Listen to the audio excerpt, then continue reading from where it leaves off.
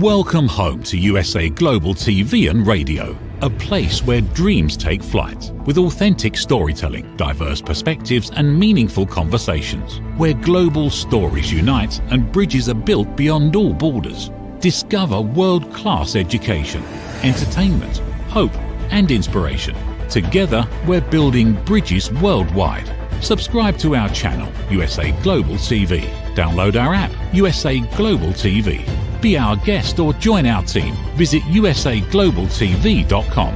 Thanks to our founder and executive producer, Dr. Jacqueline Kerbeck. Music score by Yeffy Tang from Cloud Road Music.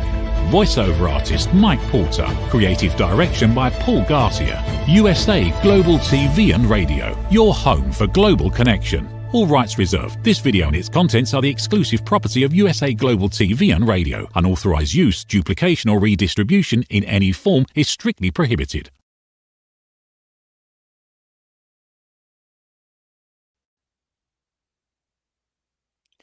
Hello and welcome to USA Global TV and Radio.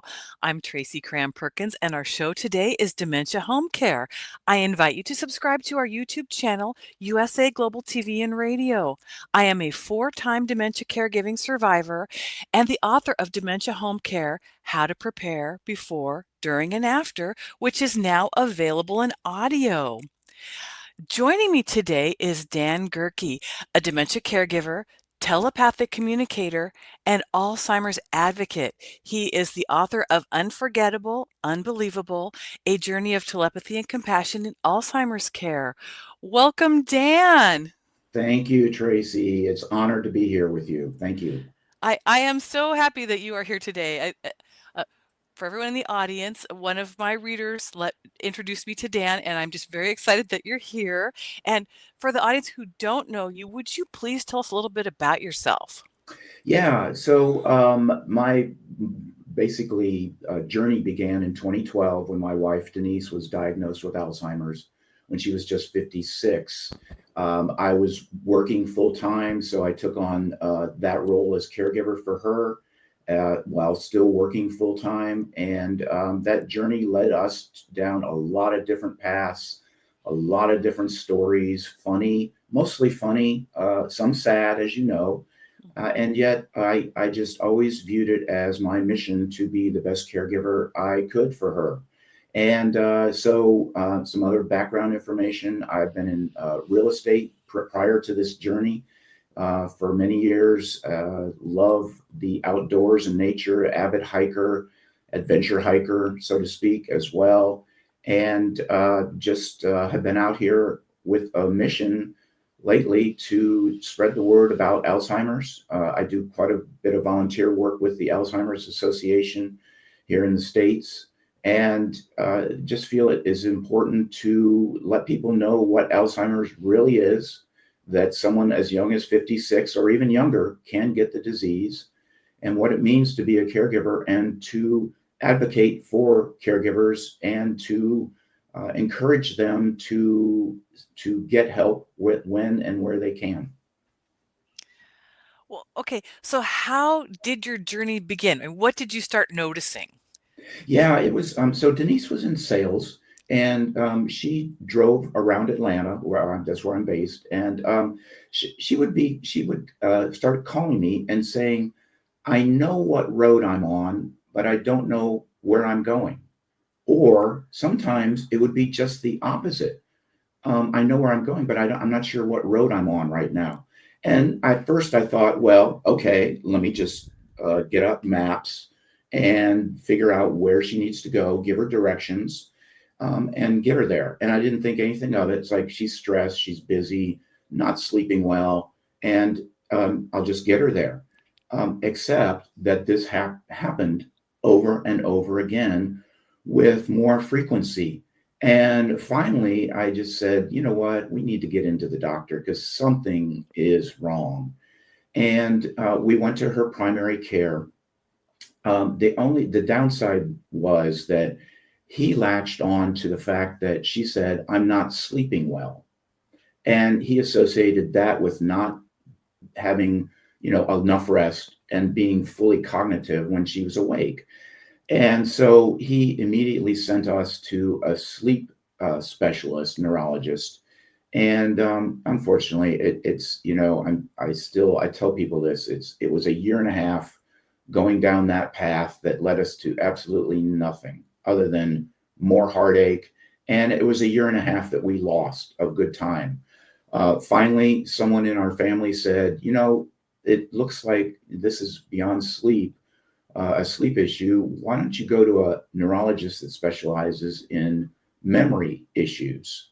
We did immediately. And I swear, Tracy, within 10 minutes of being with him, he gave me that look as if, there's something bigger here. And he referred us down to Emory University, which is a phenomenal program here in Atlanta. Went in, and again, it took a while just because of the battery of tests that you have to go through.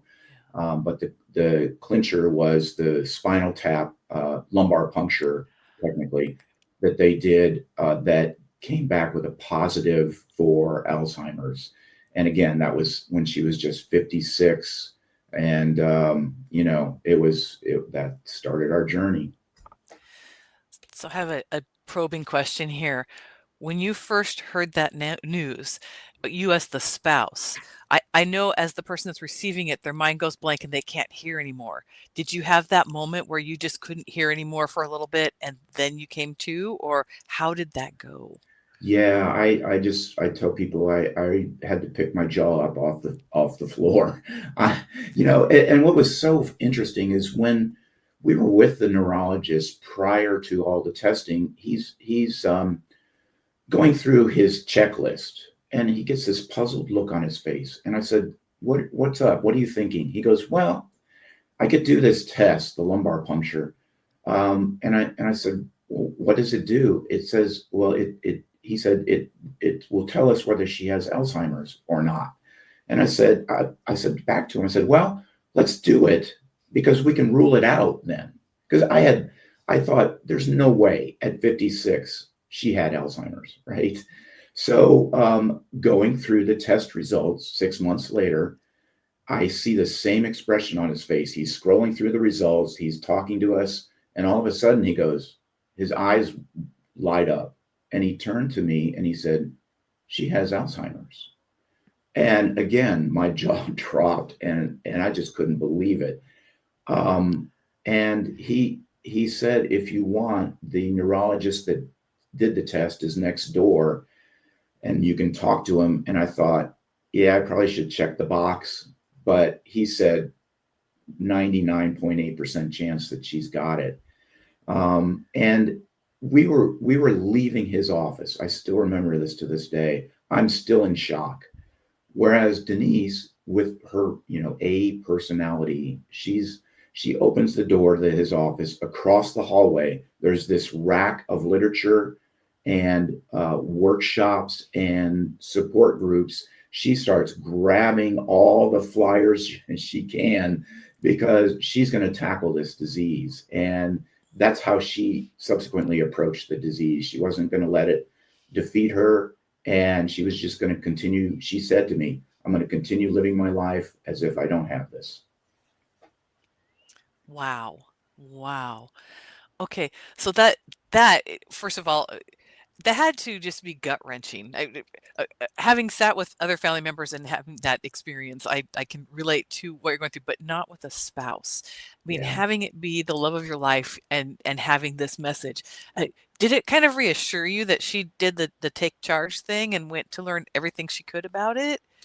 Yeah, there were a couple of reassurances. One, and this may sound a little strange, yet when we got the diagnosis, there was part of that message that was a relief because it explained everything that was going on. It all of a sudden, all the forgetfulness, the getting lost, all of a sudden made complete sense. Now I understood, yeah, we can deal with this now.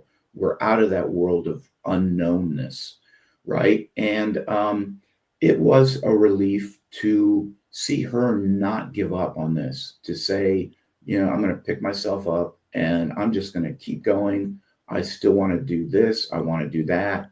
And we went through a whole litany of with things that she wanted to do and didn't want to do. And that was tough, but it was a relief as well. So, okay, what were some of the struggles then that you ended up facing taking care of Denise? Yeah. The negative, so to speak, of her personality type was that the go-getter, the charge forward, was that she was going to keep doing that, which meant she was going to keep driving. Scary thought there, right? And that was the biggest concern. It was that she was a big projects person. Okay, she couldn't work. She had to quit work, obviously, and so she was around home, and she would take on projects, and I would come home and find these projects started, but because of the disease, she couldn't process things and keep going on projects like sewing projects and some other art projects that she'd started. And so the house was just an utter mess when I got home from work. And so for a while, I cleaned it up after each project. But that lasted like 2 or 3 months because I realized I'm just wasting my time. And so I let the house go. It was a mess. And so that was part of it, part of the challenge there. But the driving, I think, was the biggest challenge, and my concern about that and her safety and the safety of the people around her was one of the biggest challenges and scary parts of being a caregiver. It was extremely stressful, as I mentioned, because I was still working, and so I felt comfortable for a while leaving her at home because she was still pretty high functional.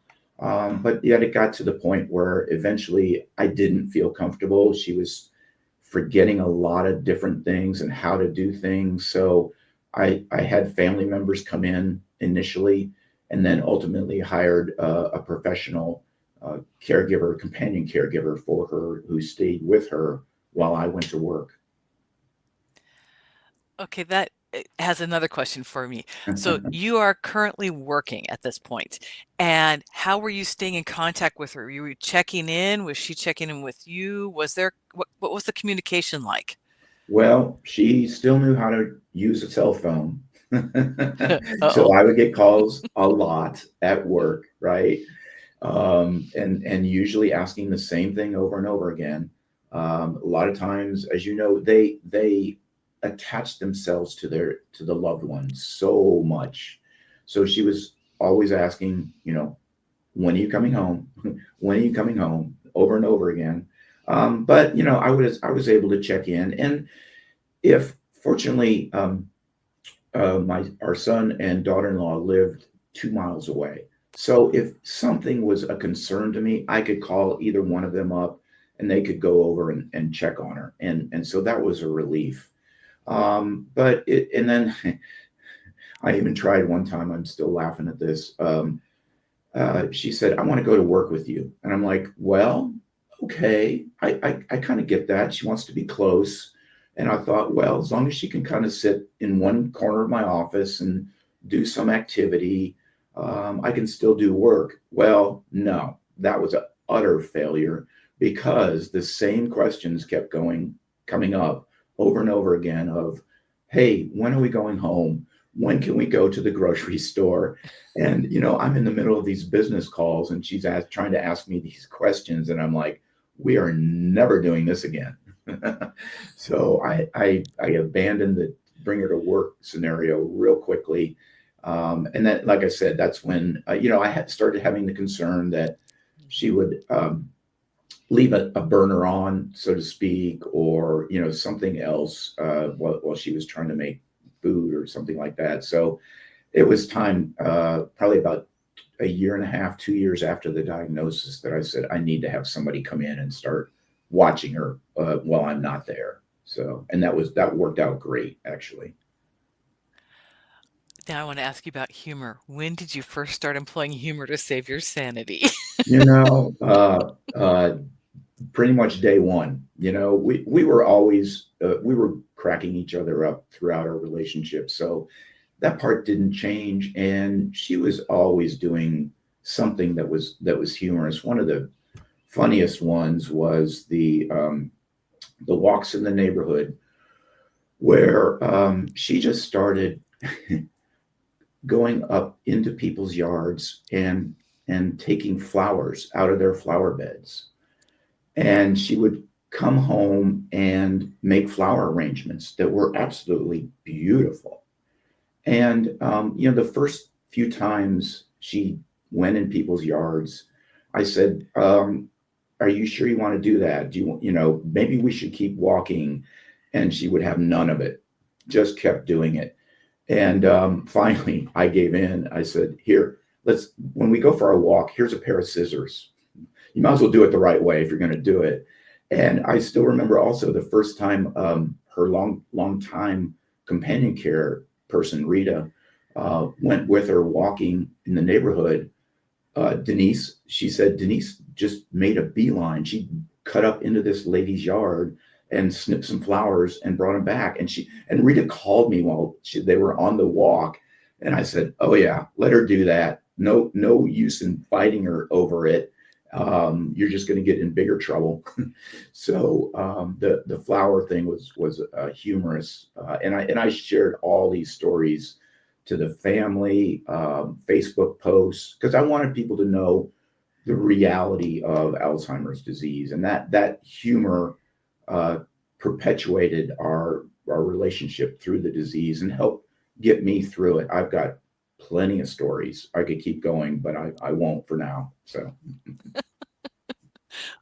Okay, that leads me to my next question. All right, you were really struggling with care.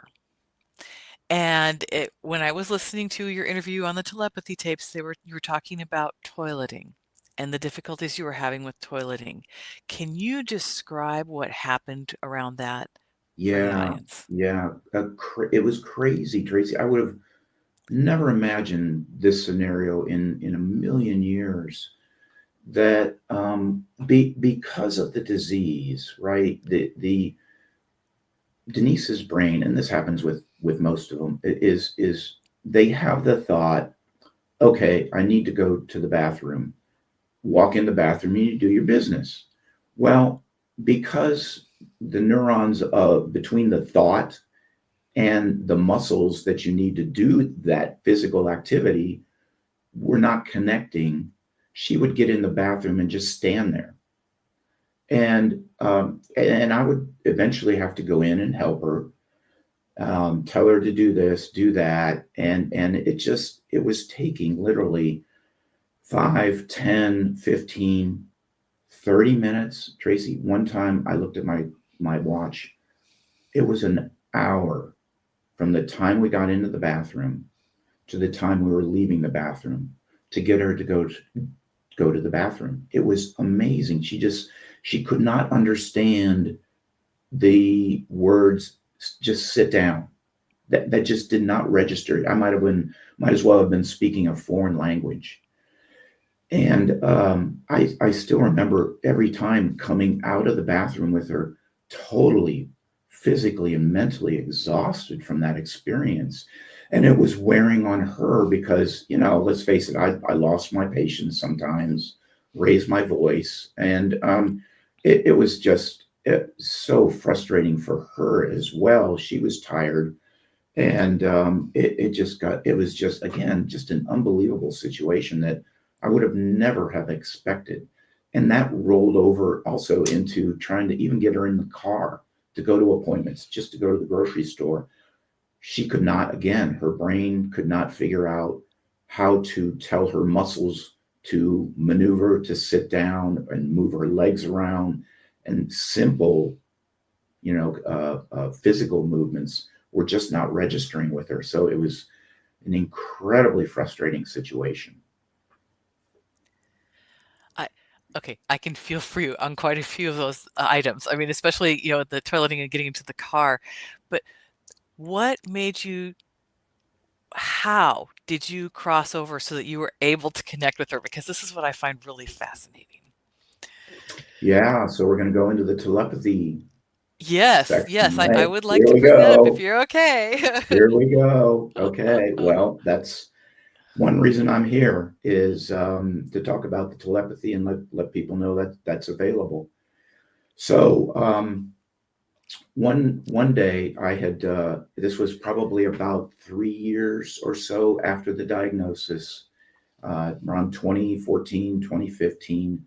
I had she was with her companion care all day, and I came home from a very frustrating day at work, very stressful day. Got her dinner.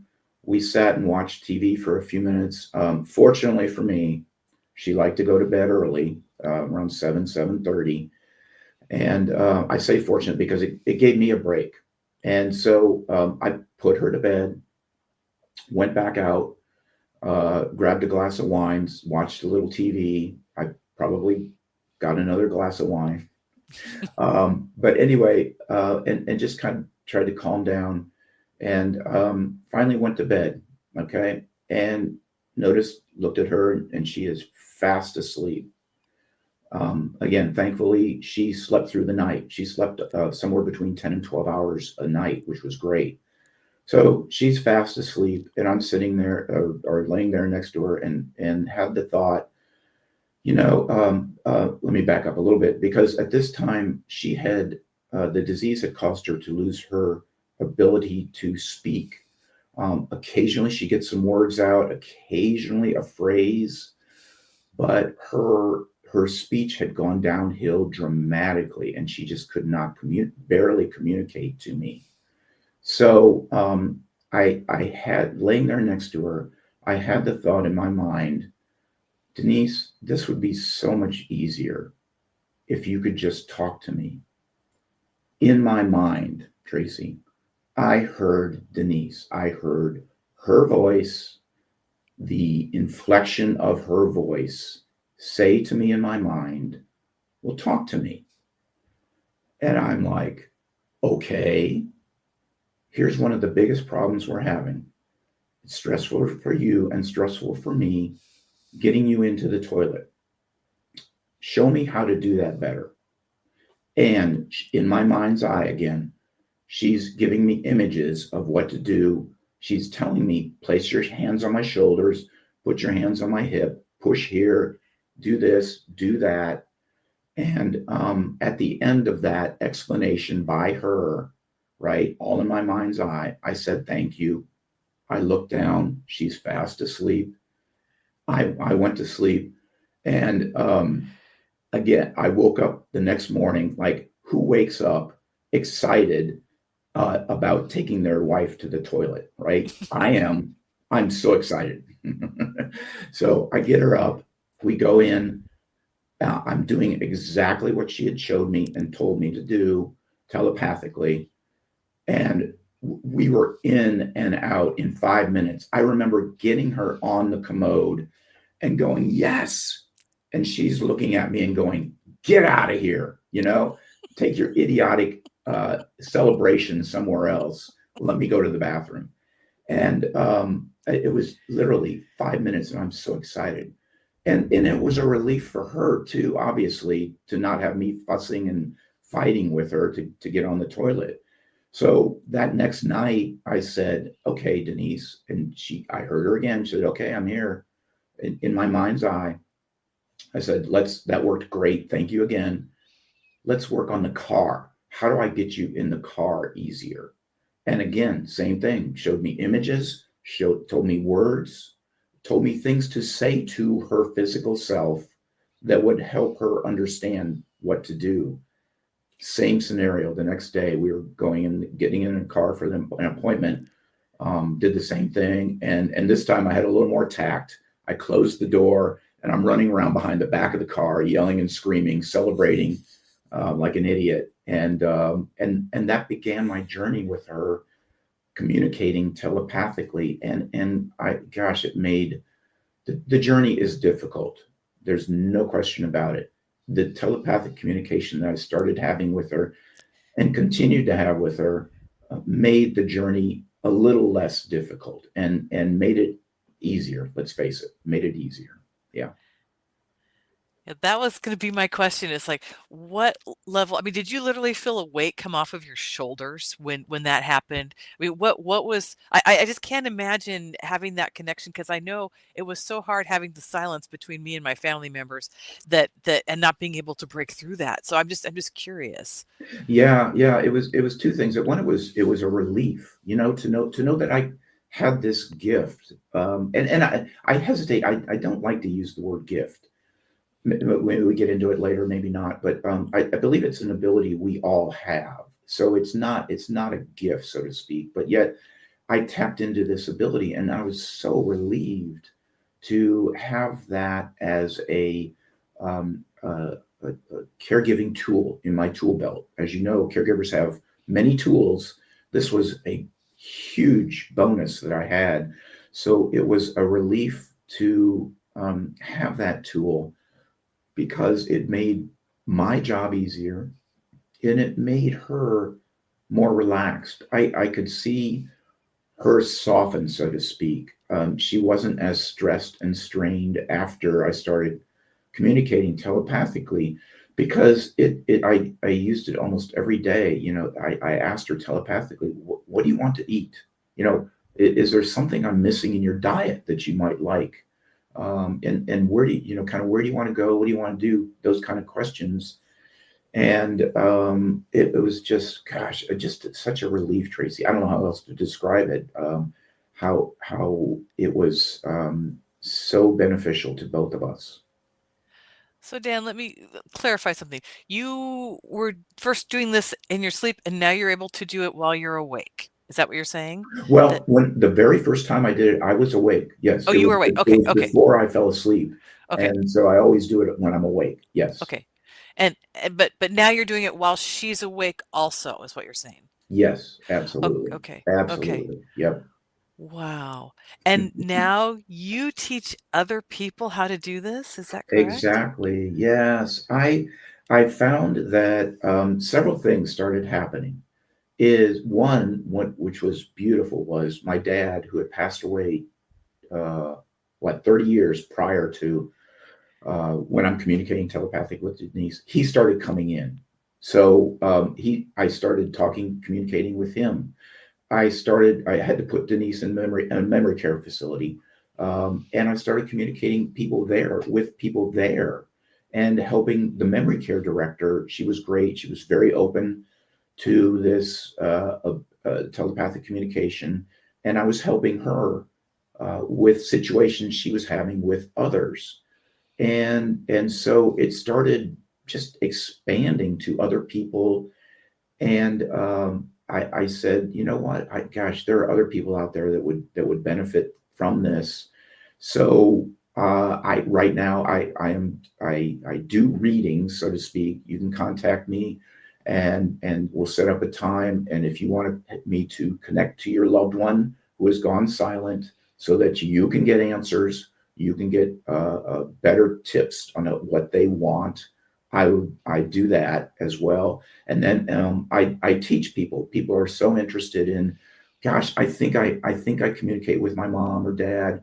I get some messages from time to time. How do I do this better? And I have a 6-week program where we meet once a week via Zoom, and I help you get to the next level, so to speak, through that course. Oh, that's fascinating. Okay, this makes me ask another question here that I hadn't even planned on. Um, with all of this happening, when Denise died, did this shorten your grieving process because you didn't lose your connection with her? Is that Yes, absolutely. That's a beautiful question, beautiful statement, and that is exactly what happened. First of all, here's the, and I still haven't come up with a real good word yet. So I'm going to call it what it is. A benefit of Alzheimer's that you can take advantage of as a caregiver is that, I knew from the moment of that diagnosis what the outcome. I call it the inevitable outcome of Alzheimer's is she's going to pass away. So I took it upon myself to do a little bit of grieving every day, so that when she did pass away, there was not this overwhelming sense of grief. It was more relief for her that she got out of this horrible condition. And then, as you mentioned, my grief was substantially shortened because I knew before she passed away that when she passed away, I could still communicate with her and talk to her, and that communication still goes on to today. But the grieving was so much shorter, and I look upon this journey as it refocused my mission in life, so to speak. And I want to use this ability to help others. And I'm so immersed now in this world of Alzheimer's. I real estate, I can't even spell the words right now. I don't even know. I am so immersed in the world of Alzheimer's, helping caregivers, helping kids understand their parents, helping others get to the point where they can do the telepathic communication themselves. So yes, and it absolutely helps shorten the grieving period. All right, now I'm going to go back to something I forgot to ask you earlier. Before you started communicating with her, did you join a support group? Oh, 100% yes. Okay. I laugh. I tell people I was a support group junkie. I was probably at one point going to 3 or 4 of them at a time. I just loved support groups, and I would encourage any caregiver who's listening, anyone out there who's a caregiver, join a support group. And even, I mean, there are virtual support groups. There's a list. Go to the Alzheimer's Association webpage. You can find a list of support groups in your area. And the support groups did several things. One, it made me recognize that I'm not out here alone. I am not the only one doing this journey. I'm not the only one having this issue with toileting, believe it or not. There were others in my group that had the same thing. And there was a sense too, when you listen to everyone else's situation, it gave you a little feeling of, well, maybe I'm not so bad off. Joe across the way there, he's got a really bad situation. And he could be saying the same thing about my situation. And so it gave you this sense of community, that there are other people out there. And during the support group talks, we would exchange information. A question came up, hey, have you guys ever heard of this medication? And some of the people would say, yes, I used it in this dosage. And so we would talk medicine. We wouldn't prescribe it, obviously, but we talk about our experiences with medicines, prescriptions. I learned how to get Denise through TSA security at the airport, through a support group, the proper way to get her through. I had not been doing it correctly, and it was a mess, right? So, and honestly, what's so great to this day, even though all our spouses have passed away, there are still 6 of our original support group members of about 10 that we still get together once a month and have dinner. And it's just a beautiful exchange now. We talk a little bit about Alzheimer's, but it's just been so nice to getting to know these people. And we talk about vacations and different things like that, and kids and grandkids. And so, yes, I encourage everyone to join a support group, however you can do it. Okay, that is so beautiful, especially the part that you are still connected with your support group. I think people don't give themselves permission to understand that that could be a possibility because of the amount of grieving you are doing, even whether you recognize it or not. I would love to circle back to what you said about the TSA. What is the way to get your family member through TSA properly? Oh my gosh. Well, I'll go through the improper way first, because Okay. it was I was going through the scanners first, and inevitably I would get on the other side, turn around, and say, Denise, come on, follow me. And many times she'd lock up, right? Just stop, frozen. And fortunately, people were kind. They said, they'd lead her up into the scanner and have her go through. And finally, so, we were talking in a support group, and someone said, "Yeah, I learned how to get her through TSA, my spouse through TSA security." And that, how do you do that? and they said, you lead her up to the scanner, tell her walk through and wait on the other side. And then I went through, and it, oh my gosh, my blood pressure dropped immensely at TSA security after that. And so they have to go through first, then you go through. That's the secret. Ah, okay. So did you ever have like a lanyard on her saying hidden cognitive disorder or anything like that on her so that people would know at TSA? No, what we Okay. did is we had a wristband Okay. that said that. Okay. Now, as you know, whether they wear it or not is a thing. You could put it on them in the morning. Mhm. 5 minutes later, they're taking it off. But at least we tried, right? We got the wristband. Wow. So we only have about 4 minutes left. Is What? there, I Oh my know it's God. gone so fast. Is there anything you want to discuss before we sign off? Yeah, I would say to the caregivers, I harp on this a lot, is if you're a caregiver, uh, period, but especially if you're a caregiver for someone with dementia, reach out and get help. This disease is like no other. It is so incredibly stressful. This was the most stress and the most difficult thing I have ever done in my life. And done some difficult things in my life. And this was the most difficult. You've got to reach out for help. Get rid of your ego about, oh, I got this. I can do this. This is not like cancer, unfortunately. This is not like heart disease. My parents passed away from those kind of diseases.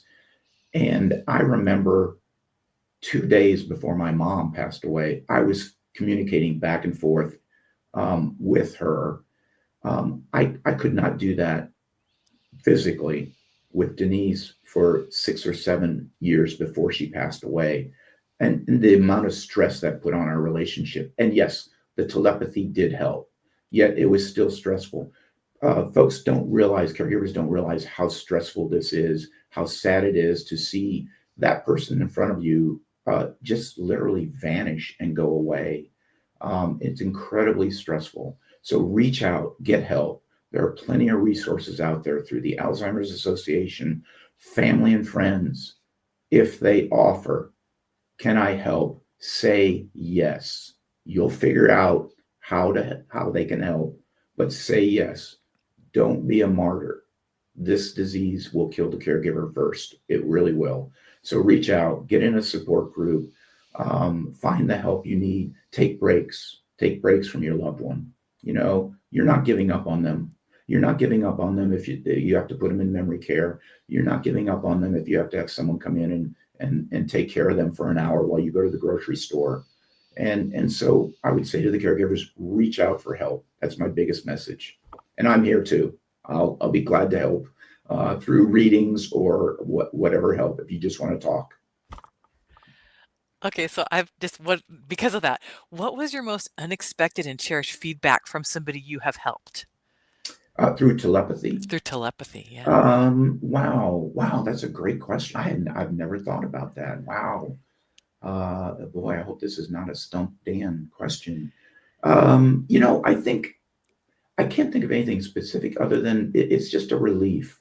Confirmation sometimes that mom is okay or dad is okay. One I just had, interesting, I'll be quick with it, is uh, there is no language barrier when I do this. I recently did a reading with someone who spoke Spanish. I don't speak Spanish. He did not speak English. He's got Alzheimer's. We were able to communicate back and forth. And the daughter of this woman who asked me to do the reading was blown away. She goes, "How are you guys communicating?" I said, "It's all telepathically. It's not through us." And another beautiful moment was when I did a reading in front of him.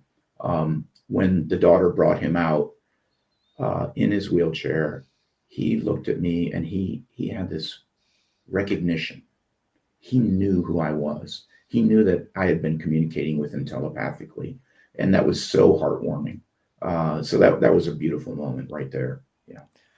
Oh, Dan, thank you so much. And thank you for joining us today. I really appreciate it. Oh my gosh. Thank you. Thank you so much, Tracy. And I commend you for all the work you've done with your family in caregiving. Thank you very much. Oh, and we even get to see your website. Yay. Whoa. Look at me. Look at that. Back when I had a beard. Oh. Well, we will be back on November 18th for the next episode of the Dementia Home Care Show.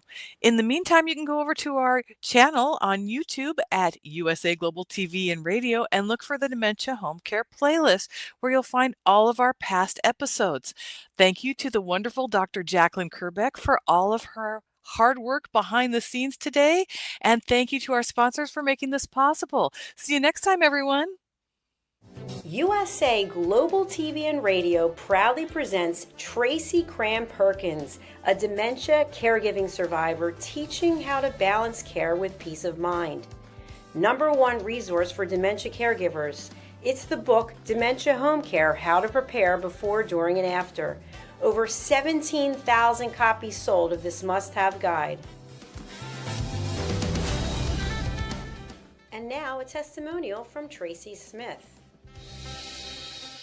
If I was to describe this book to someone who is going through a similar situation, I would underscore how important it is to have some sort of a tool or a guidebook to help you through certain stages. And there's so many, it's such an unknown topic to the average person. And to have this as a reference is essential. It's going to help you get through it personally, as well as help your loved one manage.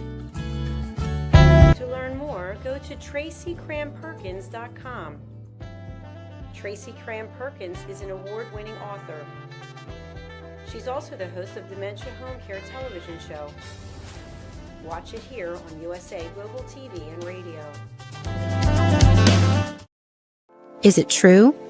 Is it kind? Is it necessary? In a world quick to judge, one book dares to reveal the hidden cost of silence. Discover Holy but Harmful: The Silent Sin of Judgment, How Hidden Judgments Destroy Relationships and Damage Lives by Dr. Jacqueline Kerbeck. The Amazon #1 bestseller that's transforming the way we understand ourselves and the way we see others.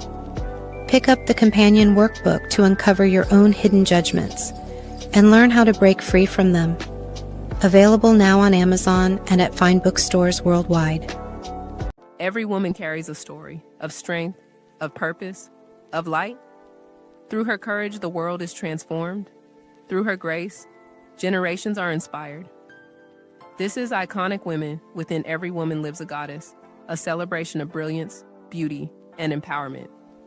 Join us every Wednesday at 11 a.m. New York, 4 p.m. London time, only here on USA Global TVR and Radio. Featuring the iconic Dr. Jacqueline Kerbeck, honoring voices that shine across the world. Subscribe to our YouTube channels, USA Global TV and Dr. Jacqueline Kerbeck, to watch and engage with all our content.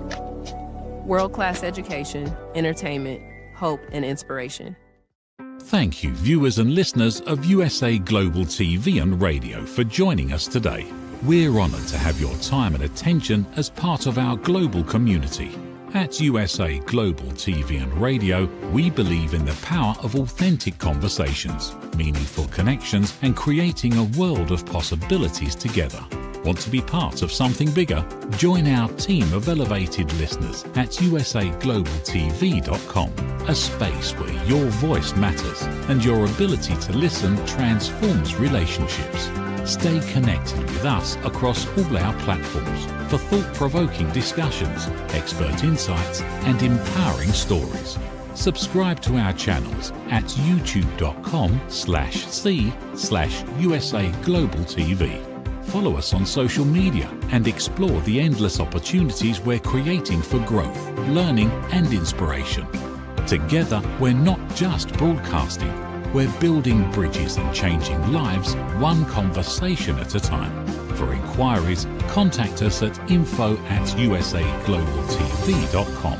Music by Johnny Dies. Produced by Executive Producer and Director Dr. Jacqueline Kerbeck. Voiceover by Mike Porter. Creative Direction by Paul Garcia.